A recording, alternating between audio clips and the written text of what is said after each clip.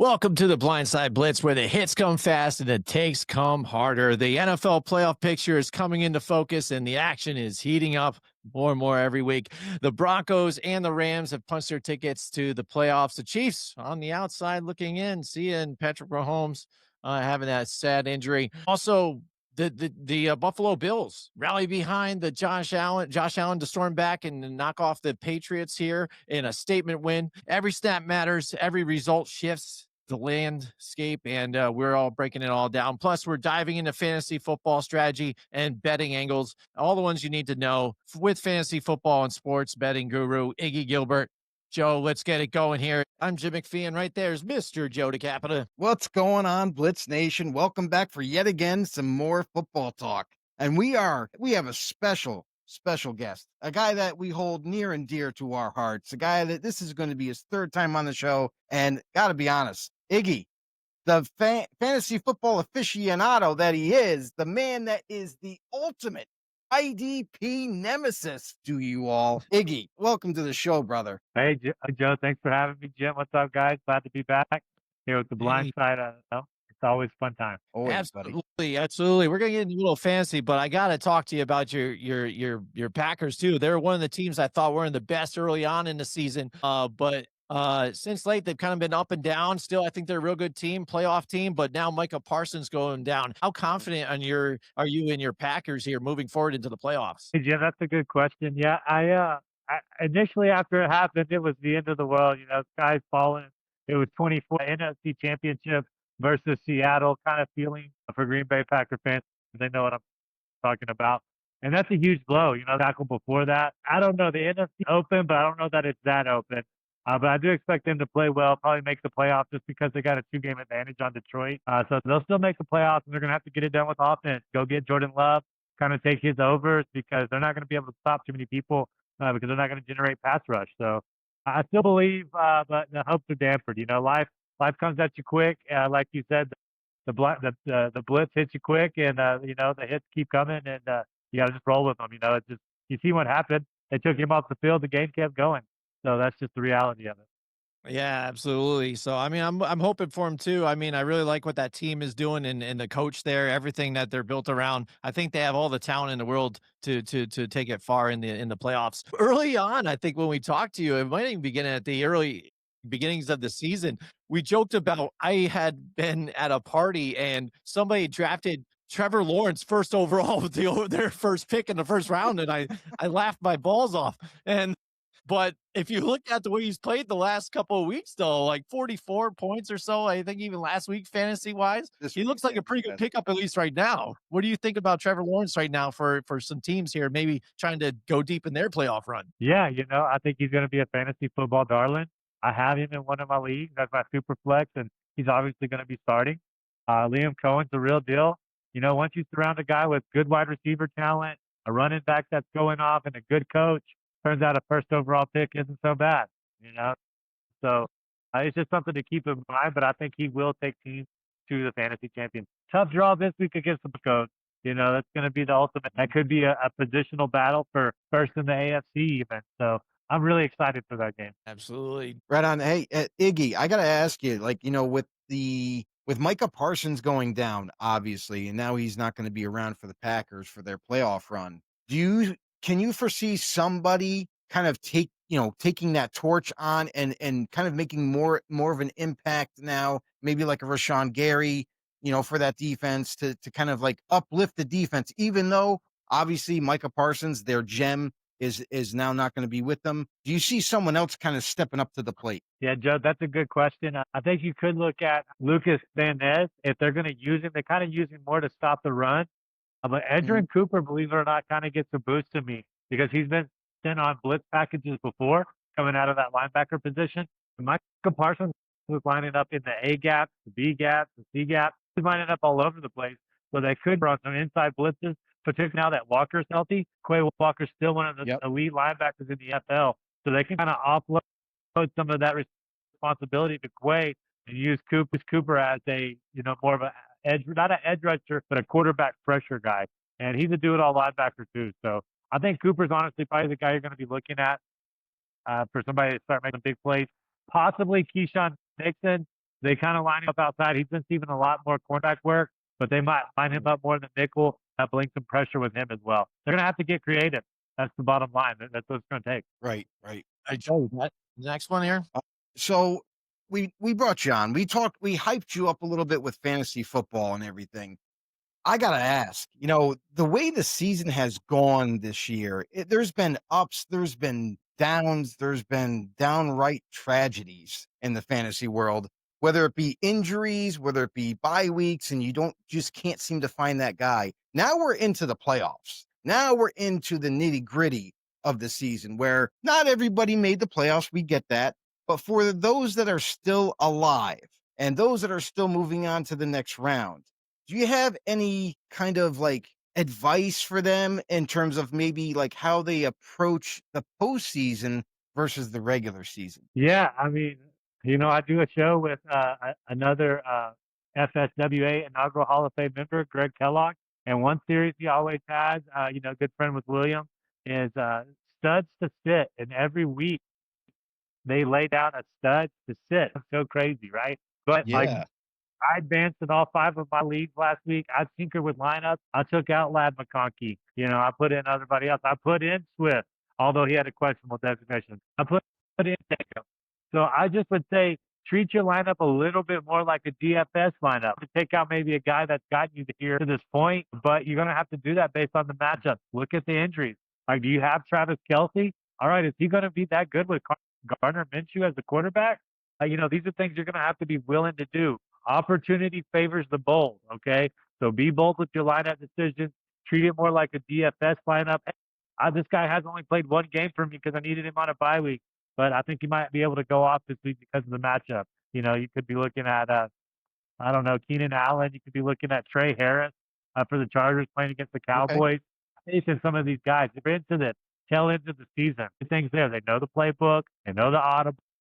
They know all the information to succeed. Maybe trust the person that you haven't played that much. It's interesting too, because I noticed on the free agent wire in my league, there's a couple of guys that kind of stood out to me that I'm kind of surprised that they're still available, but Jalen Coker from Carolina and Romeo Doubs actually is available. And the fact that Christian Watson went down with an injury, not coming back, Romeo Doubs might reclaim his reps and really kind of help out a team. So let's just say, for example, if you're a team that now has, Rashee Rice in their lineup, and maybe you're not as comfortable, like you said, with a different quarterback, do you turn your focus? Maybe you bring in a Romeo Doubs because of the situations that have changed. Yeah, absolutely. Like I said, the cool thing about it is the free agency pool, the waiver pool, less people are competing for players, So I think you got to be bold, like we just talked about, Joe. If you see Coker available, yeah, he's only getting 4 targets, but he's been more reliable than Jet McMillan lately. And Carolina's probably not going to just run away with the game anymore where they can just run it. They're going to have to pass it. So I like Coker. I've been on Dobbs all year. I've been telling people, particularly when Reed and Watson were out, I was like, look, this guy's the alpha. You need to go get him. Love still looks at him on, when he's getting pressured, Love will look for Dobbs. He won't go through the progression. He'll still look for Dobbs because he trusts him so much. Now, Jalen Reed is back. That's something you're going to have to consider, but I think Dobbs is a great pickup. Parkinson for the Rams, if Devontae Adams is out, he led the team in reception. Yeah, it's a tight end, but who cares? You want the volume. Somebody's going to get 12 passes, and the possible MVP is the one throwing it. Let's not overthink it. Let's go get this guy. If Drake London's out for Atlanta, go take a look at Sills. The volume is there. He might be somebody that can get you over the break in week 16. Right. Yeah, that makes sense. It makes sense. Another thing too is we all know that you're big into IDPs.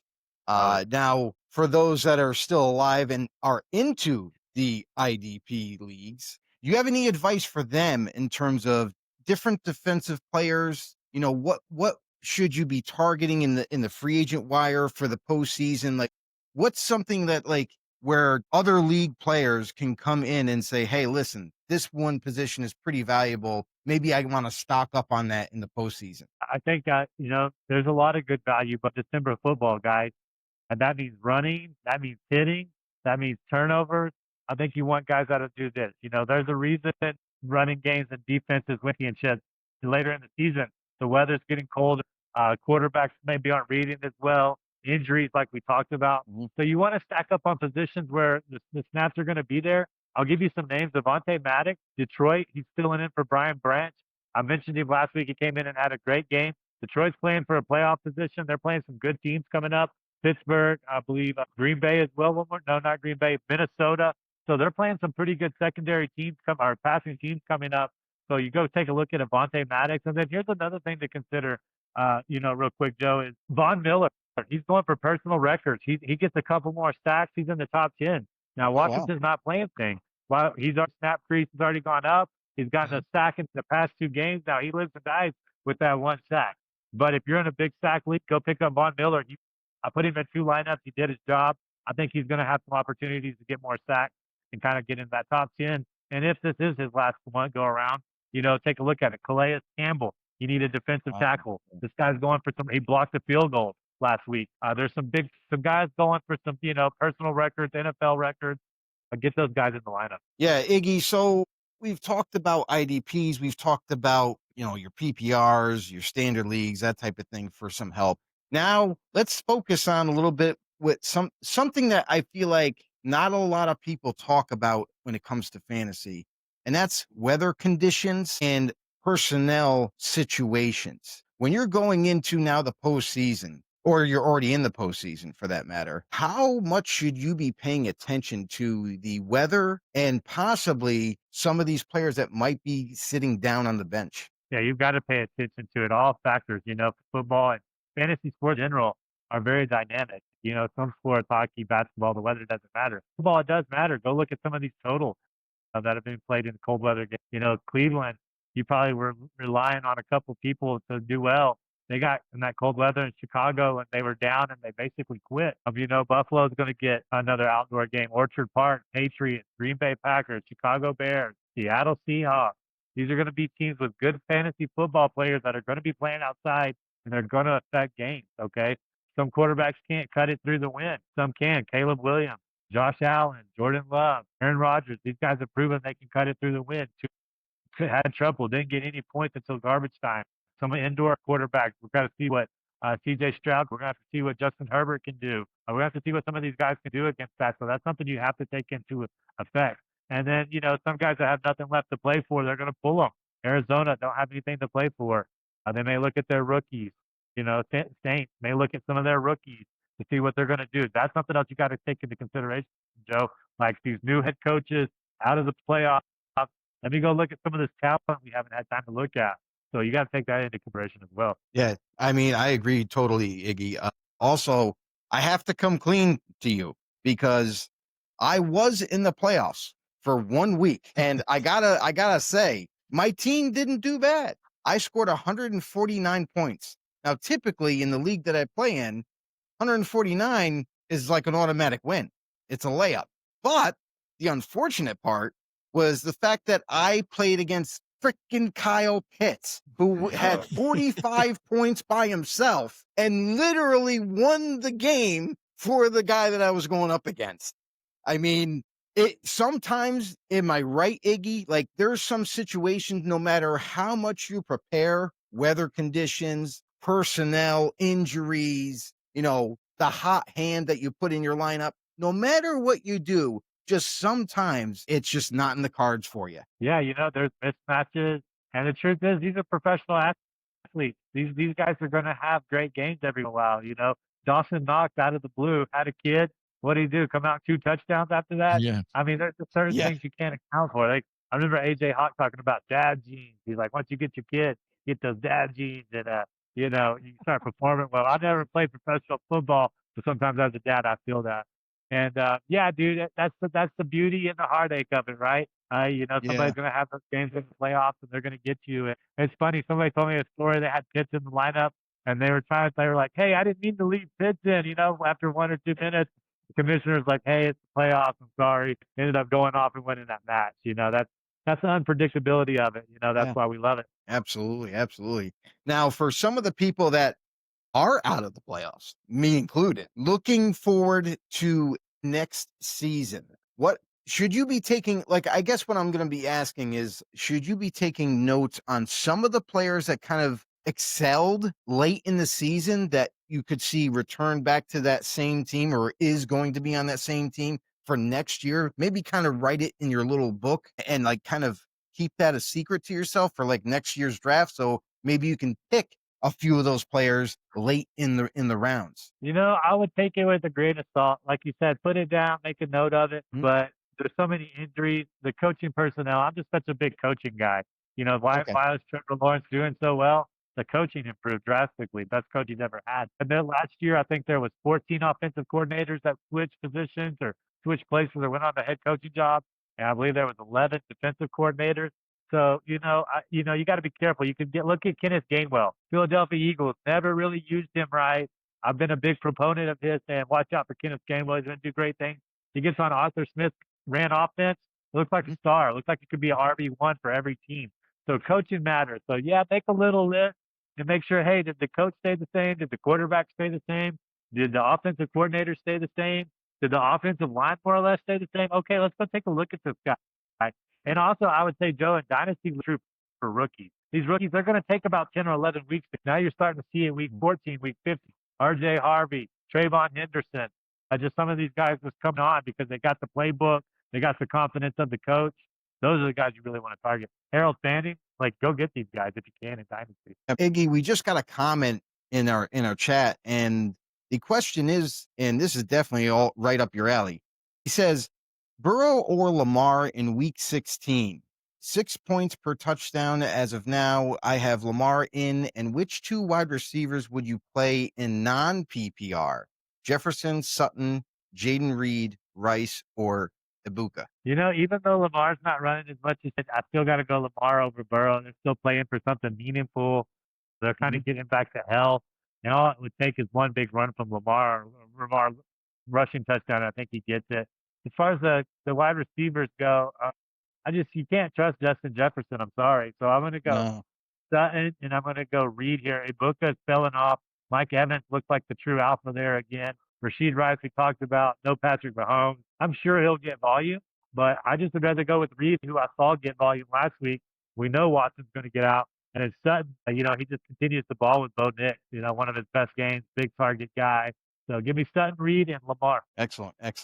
And that's from Ray Gamer. We appreciate the comment, Ray. Absolutely. Yeah. Iggy, the with sports betting too, I know you're big into that too, and I know a lot of people follow you for that. So seeing some of these playoff games coming up now, and which a lot of different surprises too, with big games too, like with what Trevor Lawrence has even done, record breaking world, history here for the NFL with having 5 passing touchdowns with, 1 running touchdown. And do you see somebody is there a good prop bet this week that you see as a good set bet for somebody to do in week 16 here moving forward? Yeah, I mean, when we go to look at the scenario, I think DeAndre Swift could have a good game at home against the Packers. So you might want to look at his touchdown prop.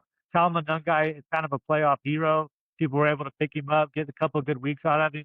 But Swift was questionable basically those whole 2 weeks. Last week we saw the snap count almost 3-1 Swift to Monangai. So I like Swift against Green Bay's defense. They already ran pretty good against them.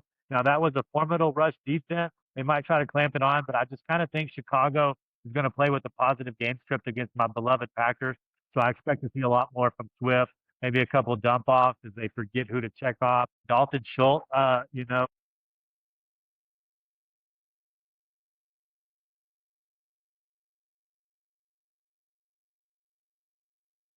Rated.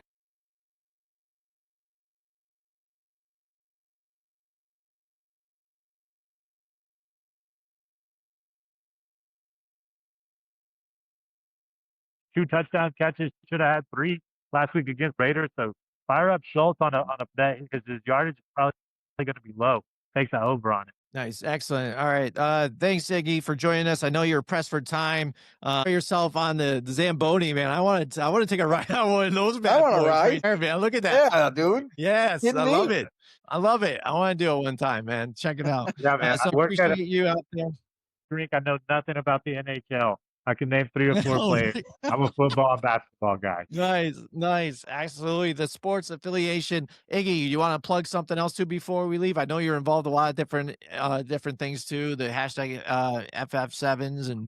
Yeah, dude, that fantasy football sevens, great charity league. We got it down to 24 teams. I'm always stoked for that. Sports affiliation, check it out. We got the Black and Blue FF preview. I do that with Andy Barron, Greg Kellogg, JC, and myself. We each break down one team from the NFC North that we like. It's been really fun to make, so check that out. And then the IDP report comes out today, actually, on Fantasy Alarm. You can go check that out. I don't like to toot my own horn, but I've really hit the past 5 or 6 weeks on IDPs that have done well off the waiver wire. So make sure you go check that out as well. All right, excellent. Nice. So thank you so much again for joining us. We'll be talking to you again soon. Enjoy yourself. All right. Appreciate you, Iggy. Hey, Jim Joe, please have me back. Have fun the rest of the season, guys. Take care. All right, there you go. Iggy, man. Iggy Gilbert. Again, he knows his stuff. And again, I don't know how he does it because, like I said, running different teams, different leagues, I can't take it. Like you're talking about getting bounced by what production one player does and you're Dude, out. It's I'm so telling you- annoying. Like that bothers me. So I just don't do fantasy anymore, man. I can't. This has happened to me twice now in my fantasy football career. This has happened to me twice where a single player decided the game. It happened when I played against Christian McCaffrey probably 2 years ago, where he went off. Like he had 55 points, something just absurd. And I was like, no matter what my team did, like just him himself gave such a huge boost that it literally like all the rest of the players just had to do 10 each or something like that and they win. So now it's happened to me in the playoffs, and one of the most uncommon athletes in the league. Don't get me wrong, I love Kyle Pitts as a player. I think he is underutilized, and it just goes to show you what he did this week to have not one, two, he had 3 touchdowns, 166 receiving yards. I mean, yeah, even though my team did great, had 149 points, because of him, he gave that team such a boost when he normally doesn't. Normally, the last 2 weeks, he's averaged 15 points. If that continues, I win the game. But instead, he scored 45. So it's like, it's one of those things. Just like Iggy said, no matter how well your team plays, sometimes it doesn't matter. The other team supersedes it. Yeah, and he could play matchups too and everything. Take it all into consideration. Wonder if anybody is that desperate that they needed Phillip Rivers this week, right? I got a story about Phillip Rivers. Right. So here's the funny part. So when Phillip Rivers got announced that he was coming back, right, he signed a deal, and then everything was trending towards him starting this past week. And I'm like, who cares? It's Phillip Rivers. Like, I'm not going to add him to my team. Sure enough, somebody added him right away. Sure enough, it's somebody who doesn't need a quarterback, doesn't even need to pick him up. It was one of the players in our league. He's the number 1 seed, and quite honestly, has one of the toughest, if not the toughest, team to go against. The guy averages 150 a week. It's insane. Mm-hmm. And he picks up Phillip Rivers just for the hell of it. Because he's like, so I asked him, I was like, hey, bro, like, what are you doing? Why'd you pick up Phillip Rivers? You already have like 2 other quarterbacks on your roster. He's like, oh, I just wanted to take him just so no one else could grab him if they needed a quarterback. I'm like, you really think he's going to be that much of a difference maker?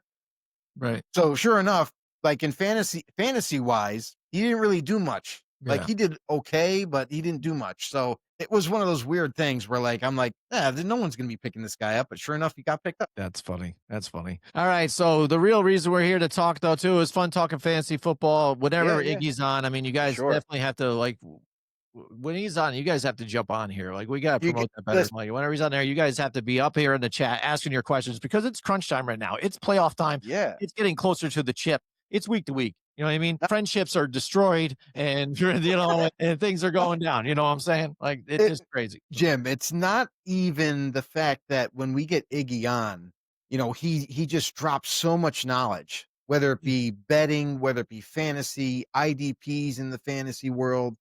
Yeah. But man, I gotta say, like he's a untapped source. So if you guys are not commenting in the comments to ask fantasy football questions when he's on, you're just doing yourself a disservice. Yeah. I learn new about him every week too. I didn't know he rides a Zamboni, doesn't care about the NHL. I mean, that is ridiculous, bro. I'm wondering if like when he got on and talked to us, if he seriously only had like the 30-minute period to make it. Yeah. You know what I mean? Like the game with the ice, the face off was at 9 or something. And it was like, I got to make sure I get this in within this period because I got to go out there and do the ice. You know what I'm saying? And ride that bad boy. So that would have been interesting if we're FaceTiming or whatever while he's on the Zamboni, You know what would be great? Yeah. Him driving the Zamboni and we're live. Yeah, that would be amazing. All right.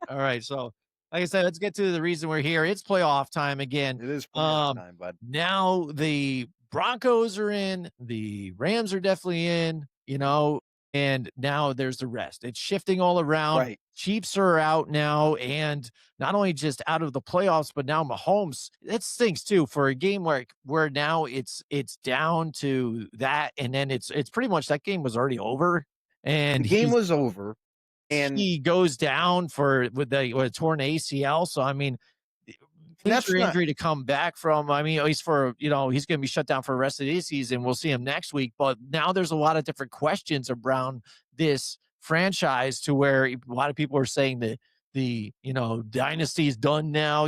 Travis Kelce's going to walk off into this sunrise, sunset, or whatever. So what do you think of the Chiefs here, Joe, in that situation there on the outside? That's just the tip of the iceberg too. It's not just an ACL. It's an ACL, an LCL, and a PCL. Like he damaged all 3 ligaments. So that's crazy, man. He's going to be out NFL to learn more about those, knees. He's going to be out for at least 9 months. Mm-hmm. And with that much damage, he had successful surgery to, be upfront about it. So that was expected. Had surgery in Dallas, Texas. Everything's all good. But now he's got a long road to go to heal his injuries, to rehab, and come back. And they're saying that he's probably pinpointing about September-ish to come back. So basically right when the season starts. I don't know if that's going to happen, to be honest. Like this guy's got to get his full range of mobility back. And who knows how explosive he's going to be now. By having that injury and recovering from it, not every athlete comes back the same. Yeah. There's a little bit taken out of you, a little bit less of a burst, a little bit less of acceleration. So that's going to be a critical thing for the Chiefs to monitor. Obviously, they're going to be working with him throughout the offseason. But for the Chiefs overall and what their direction is, I got to be honest. Like, I expected the Kansas City Chiefs to return to prominence this year after getting back Rashee Rice, after getting back Malcolm Brown healthy, after having everybody back healthy. There should have been no excuses. They even draft a left tackle in Josh Simmons, who seemed to be the promise, the golden child at left tackle. And obviously we all know about Juwan Taylor. That guy's just an absolute sieve. So, but they got that contract to deal with. So anyway, for the Chiefs, I really thought that they were going to kind of be one of those contenders, not just a playoff contender. I thought they were going to be a Super Bowl contender, to be honest. And the defense played well. That wasn't the problem. It was the offense. Surprisingly enough, a Andy Reid-led offense did not show up this season. And I don't think I don't know. It's hard to say with Andy Reid because I think he's one of the best, if not offensive minds in football, and let alone head coach currently. But also, it's the way this offense was led by Patrick Mahomes. Like, there was numerous times where you're expecting Mahomes magic, and you got Mahomes the maniac who was forcing the football sometimes, airmailing it over receivers' heads, throwing it at their feet, not reaching them at times. And I know it's not all his fault, but at the same time, there was a little bit of regression from Patrick Mahomes. So what's to say, like, will this continue now having a major injury that he's got to come back from? Is he going to be the same going into next year? Is this injury now, it was bad enough the season that he had, but now you have an injury to come back from going into next year. You got to kind of try to do as best you can to forgive and forget last season and come out and try to return back to form that the Chiefs fans are used to. Yeah. I mean, that's what you didn't see this year. It was not looking the same. The offensive line, with how bad Juwan Taylor is, he got injured, a bunch of different injuries. So then last time that happened was right around when they made their one Super Bowl run. They get to the playoffs against the Tampa Bay Buccaneers, and the same type of stuff kind of happened. Mahomes had to try and do Mahomes things, wasn't exactly getting it done on his own, and he got injured. And this is what happened in this game, too. The same type of stuff. Travis Kelce hasn't been the same type of dude in the last 2 seasons. His production has dropped. And when you saw him, like we talked about it last week, after that game, you see he's defeated. And, I think he's just checked out now, even though, he did get some production a little bit last week. Still not enough. He's kind of like that check down guy for him. You know what I mean? He's not an explosive player for them. And now you've got Gardner Minshew, like you talked about with Gilbert, with Iggy Gilbert. Gardner Minshew isn't the answer here for you guys, ladies and gentlemen, to do anything. And it's the end of the season. So now it's evaluation time. See who's staying and who's going for the Chiefs. Because at this point, they've got to evaluate some of the younger talent that they have, some of the older talent and what they're doing and who they're moving on from, and trying to just retool here. I don't think they're going to be doing a full rebuild, but I think they have enough to retool. With Patrick Mahomes coming back, we'll see what that has done to him. We've seen guys got bounce backs from injuries like that too, but how mobile will he be? And if you take that from him, just like when we talk about Lamar Jackson, that is what makes them great. And when you take some of that away from them, it takes away from their greatness or their ability to do what they're doing and what makes them special. Yeah, you take away the unpredictability that is Patrick Mahomes. Don't get me wrong. He can make all the throws. He has one of the strongest arms in the league, and he's accurate. Like, he's not stupid. He comes up with these clever ways to make a play work, even when it breaks down. And, what it looks like this offseason is there's not so much changes, really. It's going to be pretty much the same exact team returning next year. When you look at Travis Kelce, though, there's a decision that has to be made. Now, maybe it's both on the organization side and Travis himself. He was in a contract year this year. Is he going to get another extension? If I'm the Chiefs organization right now, I'm not extending him. There's a reason why you gave a 3-year extension to Noah Gray, who's been waiting in the wings to get his opportunity to take over that tight end spot. The guy who literally runs like a wide receiver, even though he's built like a tight end, is crazy. So give him his opportunity next season. Move on from Travis. And Travis, if you want to continue playing football, you're going to have to go play with a losing team. Honestly, like you're going to have to sign a 1-year deal somewhere that they need help. So I think for the Chiefs, like you kind of alluded to, Jimmy, it's time to not change the roster, but maybe kind of tweak it in a sense to move on from the guys that are not making those big impact plays anymore, like Travis. It's time for him to go. Let Noah Gray flash and show what he can do. So that's what I kind of envision. I don't think there's going to be too much change. The only other thing that I could see for the Chiefs organization is they need another like big time pass rusher. Like George Karlaftis, as much as I love the guy, I think he's good. He needs help. Like he needs another, maybe even a speed rusher. A guy that can just really rip off the edge and create problems and chaos on the opposite end. But that's what I feel like those are a couple of things that I think they really need to work on. They could do that just through the draft. We got a draft coming up.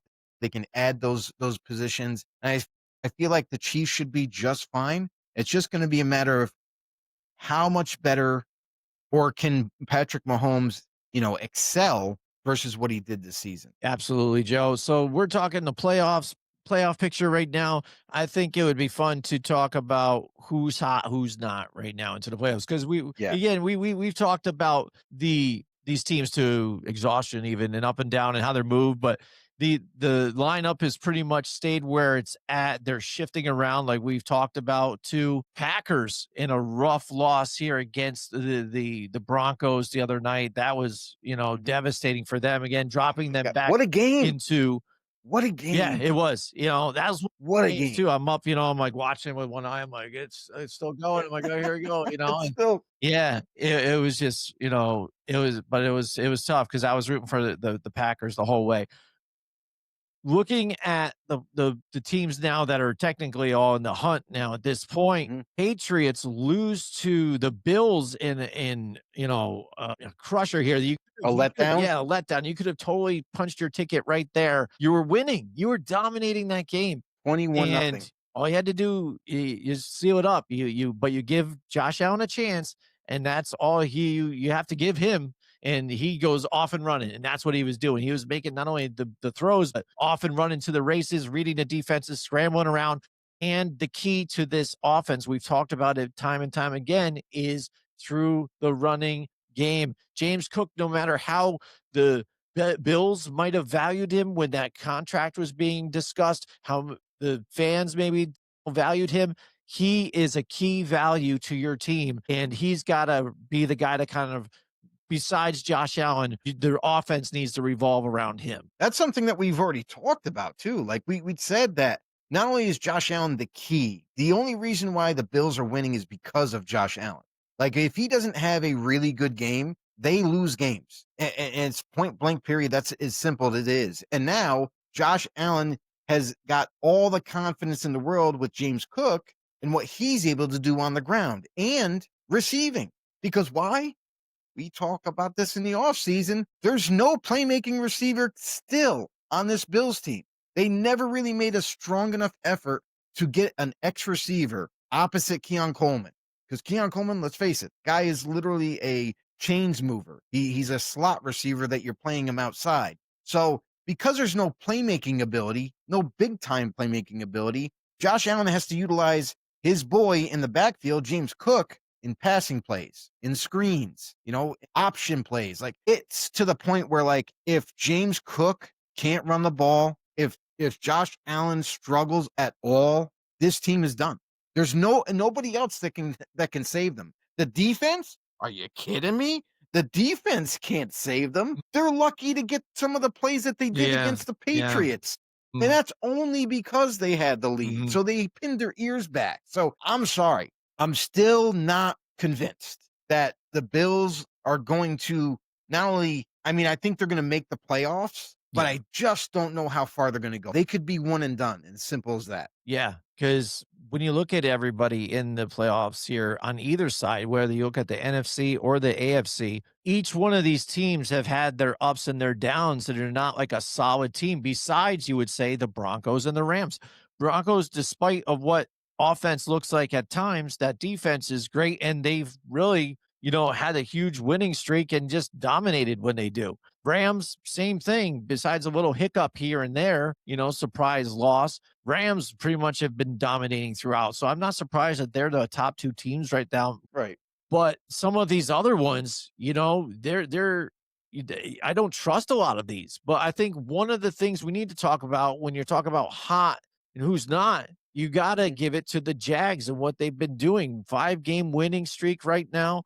Trevor Lawrence and what he's doing and how he's performing. We joked about it a few weeks ago when we said the Jags and what they do and what Trevor Lawrence needs to do. He needs to add that element of running to him. That's what makes him even a little bit more special here. It goes hand in hand with Travis Etienne too on top of it. And this past game was the epitome of it all. But he opened up in the passing game throwing 5 touchdowns, 0 picks, and 330 yards, but also 51 yards and 1 touchdown. That's a career high game right there for him. And he made NFL history in that. The past 4 weeks of week 14, 244 yards, 229 and 13 in 2012, 256 passing yards too. And the key is his touchdown to interception ratio. When we talked about Trevor Lawrence, the issue was always, okay, can he play clean though? Can he not turn the ball over?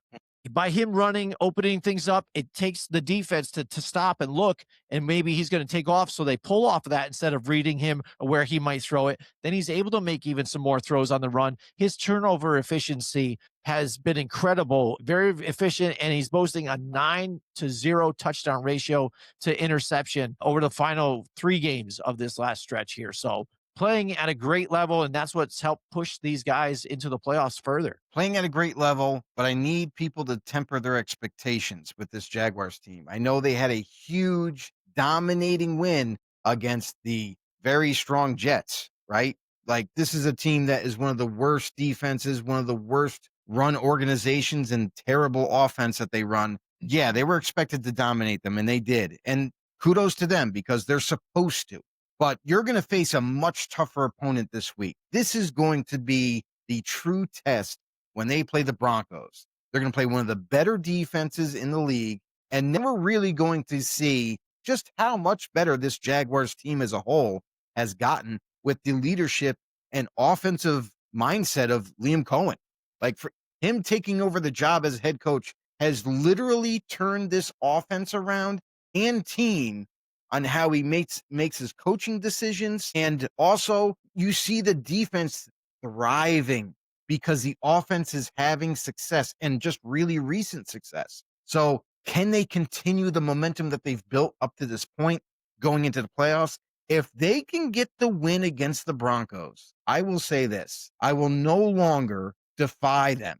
I will no longer say that they are just a kind of like a mirage. They're just make believe, and they're just kind of tricking everybody until they come down to earth. But this week will prove that. Absolutely. So not only when we're talking about the team and what they're doing, and a lot of these teams into the playoffs, when you talk about awards that are going to be at the end of the season too, there's a lot of new head coaches here that are probably up for coach of the year. That it could be either one of these guys. You look at Liam Cohen, what he's done here with the Jags. You look at, Ben Johnson and what he's done with the Bears. You look at Mike Vrabel, what he's done with the Patriots. I mean, these coaches too, and how they've turned these franchises and these teams around quickly too within a season. It's pretty amazing stuff too. So I think that competition is going to heat up as well. But you also got to know too, is that just proves to you that coaching was the problem all along until that new regime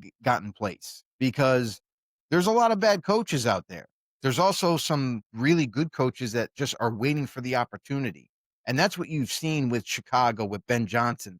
Everybody already knew he was an offensive-minded guy, but now we're seeing a guy who not only is calling the plays and has literally vastly improved Caleb Williams and his playmaking ability, but also has changed the team entirely as a head coach in his decision-making. So, I mean, not for nothing, but that just goes to show you that they already had talent, but now with better coaching, they're able to supersede what they were able to do in the past few years. So kudos to all those new coaches that are making a huge difference. Liam Cohen included, obviously Vrabel with the Patriots, what he's done. And it's interesting because we always talk about these, we talk about MVPs, right? We talk about who's going to be the MVP? Is it these new coaches that are making this much difference and stuff? And it's interesting because there's a couple of guys that on one side of it, you hear Drake May and everyone's like, oh, Drake May's got to win the MVP, that he's got to be winning the race. But then on the flip side of it, there's another quarterback that kind of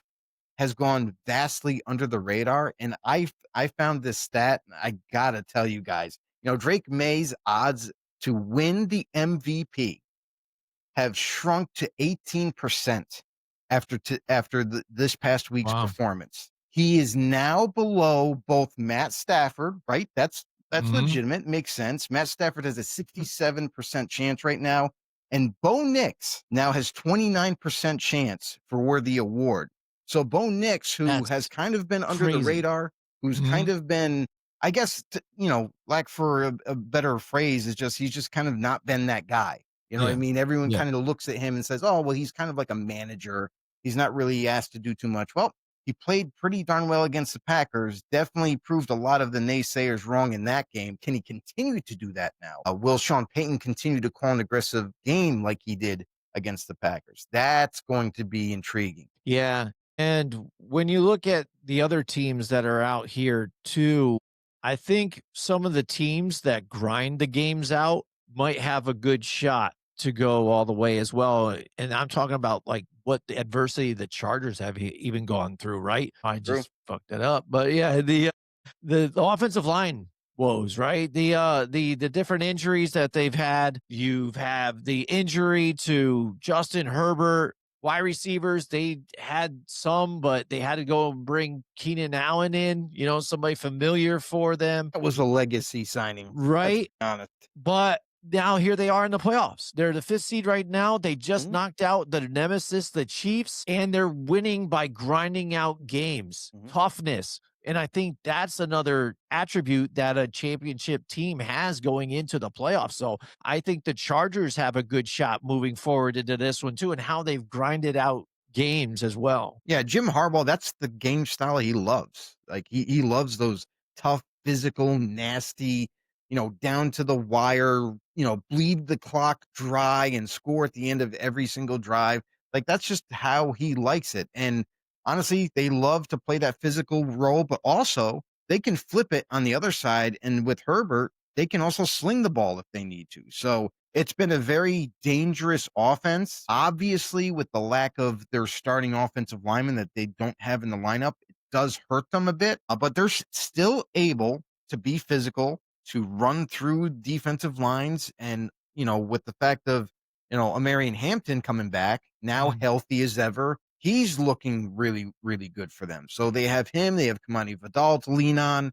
They have all the receivers at their disposal. They have Aronde Gadsden, who's kind of emerged as their number one tight end out of nowhere this year. So they got a lot going for them, and the defense is playing really good, solid football. No real big mental mistakes, no, miscues on the back end with communication. So you're really seeing a hard-fought team hitting their stride, even despite the injuries. They're hitting their stride, gonna make the playoffs, and who knows what happens. All you got to do is make it.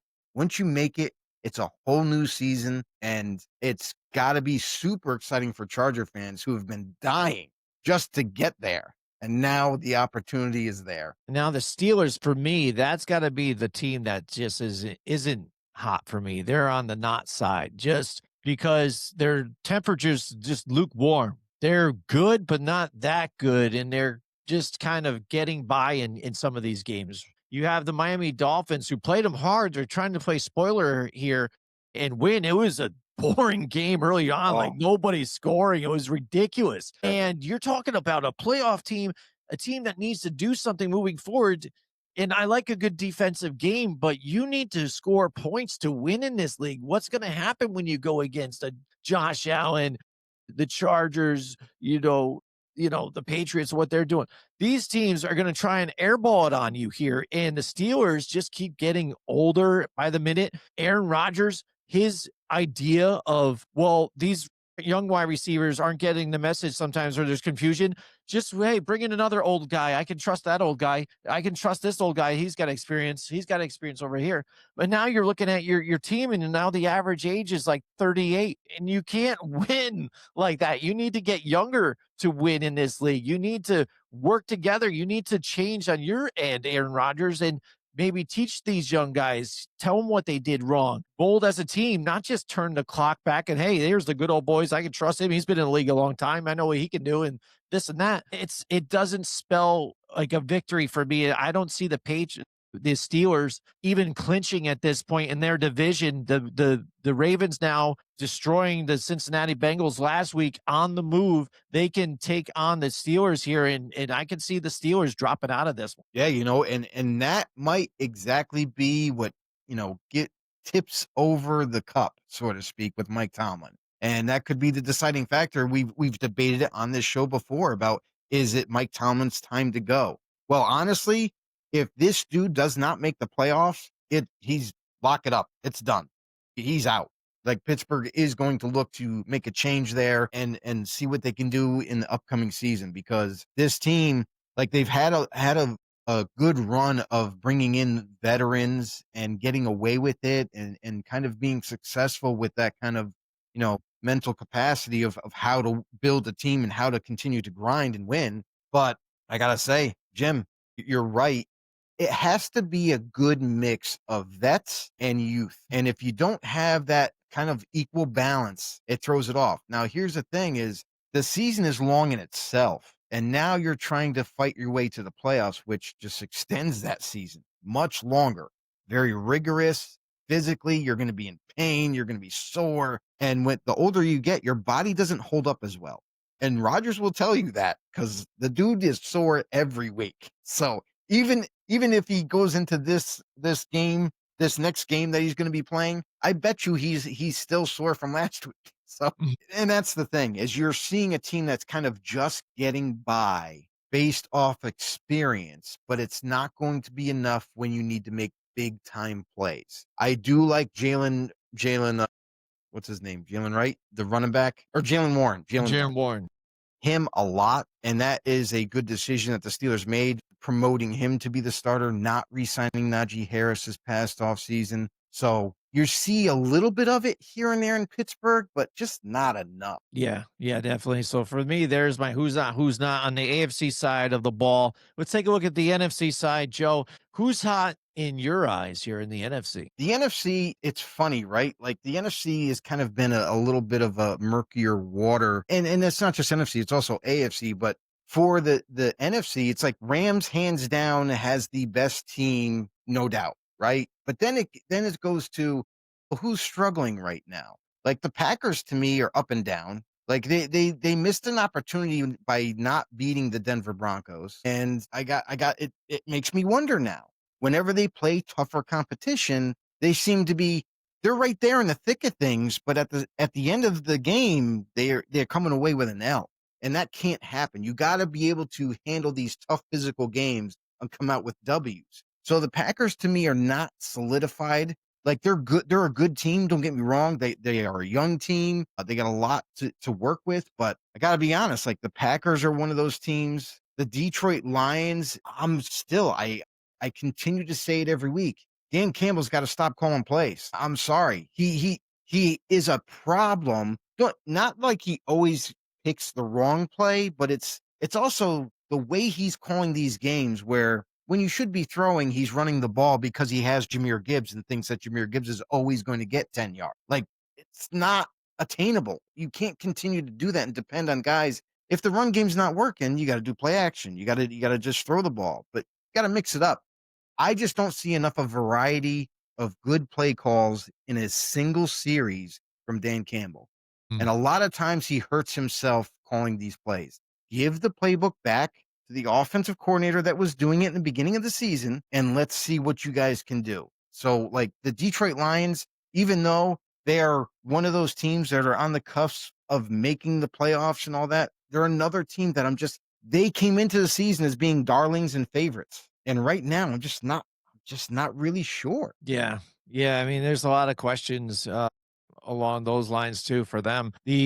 For me, if I look at a team that's kind of quietly doing it and it's just consistently as performed, and I think is maybe a sleeper team at this point, you got to look at the 49ers and what they're doing. Despite injuries, again, grinding out games. You had Mac Jones for a series of games. Now you've got Brock Purdy back in. He was a little rusty coming in, but now it seems like he's got some swag. He's moving around and he's making some plays and getting it done. And you've got the rest of the game getting healthy. You know, Jennings now is getting some more touchdowns here. Kittle's being more involved in the offense, which I thought was always missing for, I'd say, the last season. You know, I would say, you know, even despite even his being injured, they weren't getting him involved like I think they should enough, especially without having, you know, Debo there. You know, he's got to be a key factor for you because not only as a blocker, a run blocker, but in the passing game, it's ridiculous there what he's doing. He's a mismatch on a linebacker, whoever, you know what I'm saying? So yeah, I get him involved there too. And Christian McCaffrey's, he was on your list of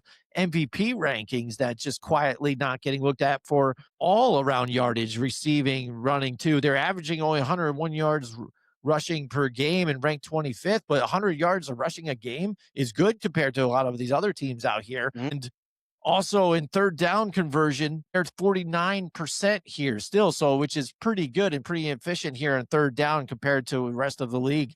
And that key on the defense, Robert Saleh, getting that defense going with the talent they had lost, with the injuries to Fred Warner, the injury to Nick Bosa, 8th in the NFL and allowing 20 points per game.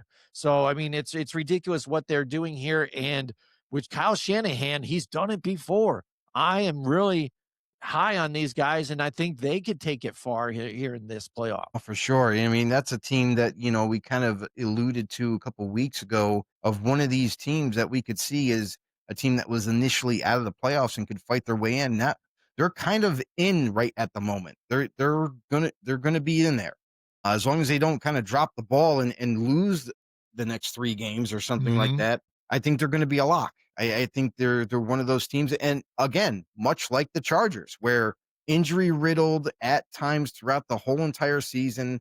Juwan Jennings missed time. Ricky Parasol missed a lot of time. You think back to, even George Kittle missed a lot of time as well this season. So once he returned and everybody knew he was healthy, he made a huge impact. And then you're starting to get healthier as you get closer to the end of the season. That's just a perfect storm for the 49ers right now. They're getting healthier, more on the offensive side than the defensive side, obviously, but still a team that is competitive, is tough to knock out. And honestly, they're going to be one of those teams that happen this week. It can solidify their spot. There's 9 teams that can clinch playoff spots in week 16. Four of them don't need any help, by the way, to win and they're in, so to speak. One of those is Seattle. And on Thursday night, they win, they're in. The Eagles can clinch the division Saturday. The Patriots, a playoff spot on Sunday night. And the Niners, a playoff spot they can clinch Monday night with a win. So there's 4 teams that can lock it up without having to worry about any other teams winning or losing. They win, they're in. Yeah, and they're interesting games, Joe. You look at the remaining schedule for these guys. You've got the Rams and the Seahawks that everybody is excited to see. That is going to be a showdown because if you're the Rams, you want to take these guys down. Take them out. You have to. Take them out. The thing is, sometimes when these teams are like, oh, we're already in the playoffs, we punched our ticket. Who cares? This game. You don't want your rival there. You want your rival there. You want to also keep that number 1 seed there to really punish these guys. Don't allow them in there and what they're capable of. The one thing about the Seahawks is they're one of my teams that is not really hot right now. The last couple of games, the offense hasn't been going. Their rushing game is just not been good at all. And they failed to establish the run. Kenneth Walker III having season lows in carries in yards in one game and 3 yards rushing in the first half. I mean, and Jackson Smith-Njigba, he's been their guy, but he dropped a couple passes last week, and that was crucial for them. Not saying that now they're losing just because of him or anything like that. Sam Darnold's still been playing well. He's still doing his things despite their struggles, but it's not turning into points. Last week, they scored, on all field goals and stuff. Like, how many field goals was it? It was just crazy. They couldn't get it against a team. Yeah, I think the Colts are a good team, but you did it against a Philip Rivers team. That you knew the game plan was just to run the ball with Jonathan Taylor. That game ended 18-0. Yeah. Like, it was all field goals. So basically the game ball, we all know where the game ball went. Yeah. It went to your kicker. Yeah. But that's not a good thing. It's terrible. You have to be able to score touchdowns. You can't go through a whole entire game. I'm not saying they got to put up 30 points, 35, 34 points in touchdowns. Like, you gotta be able to score like a couple touchdowns, maybe, you know what I mean? At least, like, to make it interesting. And get it going early, Joe. The last couple of games, in 3 straight games, the offense was only scoring 6 points in the first half for 3 straight games. If you're a playoff team, you're going to get cooked on that. You cannot do that come playoff time. So for me, they're on that down tick where you don't want to be right now in the playoffs. And they have the Rams they have to play. You have, the Panthers right now who are playing pretty good too. I mean, they're playing some tough inspired football, so they can sneak in here. So it's going to be interesting at the end here. Yeah, we called it. We called it beginning of the year when the first 4 weeks went by and we're like, what is this NFL that we're watching? We could never pinpoint just how good or how bad a team was. I mean, obviously, except for the obvious ones, right? But and then throughout the middle part of the season, we're like, I don't get what's happening. How is Carolina beating the Rams? That just doesn't make any sense to me. That not even logical at all. Roster wise, that there's no excuse the Rams lose that game. But then you saw that happen over and over with other teams. And it's just like, it makes you scratch your head. You don't know how to figure out what team is what.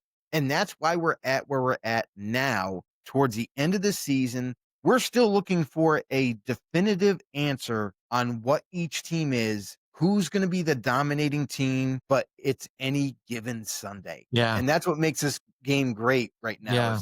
We just are not 100% sure. When you think you know, you don't know. This season especially, It is. This season is so crazy. I think the most intriguing team in the playoffs right now is the Bears because their remaining schedule is nuts. And from there, moving up spots, especially with a big win last week, the Packers losing, they've moved up to the 2 seed. But now they've got to play the Packers this week, a divisional rival, and who is in the playoffs right now. Yeah. And you've got the Niners, and the 49ers in their home. Then after that, for the last game of the season, a divisional rival, the Detroit Lions. So that game, whether the Lions are still in it or they're out, Right. has implications. So whether the Lions have a chance to jump in here and get in here and knock the Bears out, or they can kind of play spoiler too and knock them down a rung and potentially out of the playoffs too, or just a lower seed at this point. So that game will have implications. They have a tough schedule the last 3 weeks to where they can go like this or they can just tank. I mean, I'm not sure. So it's very intriguing what the Bears are doing right now. So for me, if they can stay and win and do this and have that second seed, then, oh my goodness. And I think you maybe got to give the coach of the year to Ben Johnson at this point, what they did and how he's turned that team around just like that. But if they happen to lose and fall and do whatever at the end of this and kind of wash out, I still have to give them kudos of what they've done this season. And you have to look at it as a total success. Yeah. I mean, that's the other thing too, I do not want to be a voter when it comes to these awards because this season has been super difficult to kind of pick who exactly you like for each one, like head coach of the year award. You got the MVP race, but like some of the guys that are just not being considered for it is atrocious. It's terrible. Jackson Smith and Jibba should definitely be talked about. Christian McCaffrey should be in that conversation. Like there's non-quarterbacks that really do deserve to be in this voting process. And so far, it's only been quarterback talk. It's only been that. And it's unfortunate. It's easy to say that tune in, buckle your chin strap this Sunday, even Saturday. Because now that college is over, pretty much, I mean, we still got the bowl games to watch, but now it kind of opens up things for the NFL schedule for them to have Saturday games now. So it's going to be a doozy, folks. Yeah, they're about to take over. So one more team for me, I think, is on a downhill turn too and kind of entering the playoffs in the wrong direction is the Tampa Bay Buccaneers. You got to admit what's going on with them, right? How they played the last couple of weeks, fourth quarter collapses, week 15, they lost to the Atlanta Falcons, squandered a 14-point fourth quarter lead. Todd Bowles called the collapse inexcusable, which it is, and now we're looking at him. Now maybe he should be on the hot seat for, what's going on with them. Penalties. And he brought it up too in the broadcast too. Offense, consistent penalties here, false starts, holding calls, killed the drives, overall execution issues that have been a theme throughout the season here. Special teams been a problem too as well. So a lot of missed opportunities for the Tampa Bay Buccaneers, and you're losing to teams like the Saints. You lost last week in a game you should have won against a divisional rival again, the Falcons. So Falcons are happy to take you out of this. They have nothing to lose out of this whole thing, and it only helps the Panthers. They're lucky the Panthers weren't able to get it done here against the Saints team who upset them even too now. So we'll get the Saints sport on here after this. So the Buccaneers right now for me, when you talk about who's not, they are not. They are going into this playoffs the wrong direction. Yeah, you know what? And the crazy thing is despite all that, nobody wants to win this division. It seems like, the Panthers, like they're sitting pretty, but they're not out of the thick of things either. They need to continue to win games. And it's all predicated on Bryce Young. What can he do? I watched him this week. He looked terrible as a quarterback. And that's the thing is the inconsistency of the Panthers might in fact blow up in their face and they're going to not win the division. And it's going to be one of these other teams. It could be the Falcons, could be the Buccaneers. You know what I mean? Even though everybody seems to be struggling in this South division, there's no clear cut winner. Yeah. It's going to take the rest of the games to decide that. Absolutely. And like you said, we talked about this where it's probably just Bryce Young holding this team back. If you put a couple of different quarterbacks in that position on that team, I think you're seeing different results. So, and they're looking for that guy. We talked about it with Iggy. They're looking for that guy other than Tet McMillan to get it done. And it seems like Coker's starting to step up out of the shadows here to make some plays for him. So that's big for them. But either way, out of that division, one of those division leaders is the one that's going to be able to make it in there. I don't think anybody's coming out of the first week of the playoffs, the wild card, with a win out of that one. It's whoever different it might though. be. If you make the playoffs, it's so different of a season. It's like the season got reset and you're starting all over again. Like it's a whole different type of environment. And I think depending on which team wins this South, a couple of them are ready for it and a couple of them aren't. So we'll see how that works out. All right, that's it for the show tonight. I hope you guys really enjoyed it. We appreciate Iggy coming on, especially when he was at work and spent some time with us in between periods. I had to get back onto the ice in the Zamboni. So again, it was sweet just seeing that thing. And yeah, that would be great to take a ride on one of those things sometime. So we appreciate him jumping on, talking some fantasy football. We've got a lot of great matchups this upcoming weekend. We'll be glued to the TV too, checking it all out. And next week, we'll be back with some more breakdown, some more talk about the craziness that has gone down, all the teams that moved up, moved down, the surprises, everything. And make sure you guys stick tight with that and join us on some of those live shows too. And Joe, tell them where they can find Grumblings Media and those live shows. That's real simple. You go to YouTube and then you hit the subscribe button. You hit the thumbs up while you're there, because why not? And don't forget to tell a friend, spread the word, share it to everyone that you know and love. Listen, we're the best interactive football talk show out there, and we want to prove it to you guys. Listen, we had a few comments tonight. We want to see more from you guys out there. Also, give us your opinions in the comment section down below about anything that we talked about. Who do you think is your team that might be falling out of playoffs? Who do you think is that team that might be excelling and hitting the right stride right now? And also, give us your MVP, plus all the award winners. Who's your coach of the year? All right, that's it for us. We'll see you guys in the next one. Hey everybody, this is Big John from Grumblings Media, and I just want to say thank you for watching our content. If you want to support our efforts here at Grumblings Media, just smash the subscribe button right here, totally free, or just go ahead and consume more of our great content. Click either one of these two boxes.